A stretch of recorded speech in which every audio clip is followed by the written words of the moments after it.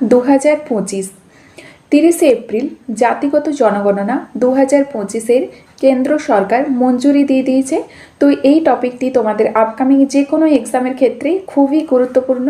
তোমরা ভিডিওটি প্রথম থেকে শেষ পর্যন্ত দেখো। এছাড়া আমরা ভারতের 2011 সালের জনগণনা নিয়েও আলোচনা করব।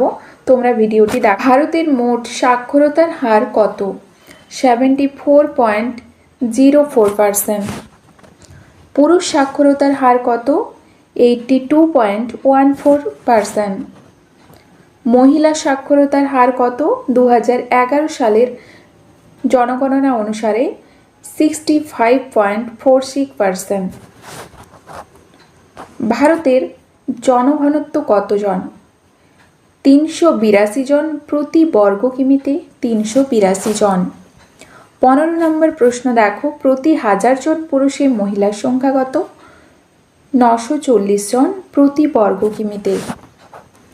প্রতি 1000 জন মহিলায় পুরুষের সংখ্যা কত? 1000 জনে 914 জন প্রতি বর্গ কিমিতে।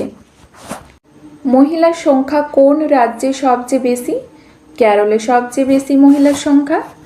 মহিলার সংখ্যা কোন রাজ্যে সবচেয়ে কম? সবচেয়ে কম হচ্ছে মহিলার সংখ্যা হরিয়ানায়। 1000 জন পুরুষে 879 জন মহিলা। শিশুকন্যার সংখ্যা কোন রাজ্যে বেশি? মিজোরামে বেশি। 1000 জন পুত্রে 971 জন কন্যা। শিশুকন্যার সংখ্যা কোন রাজ্যে সবচেয়ে কম?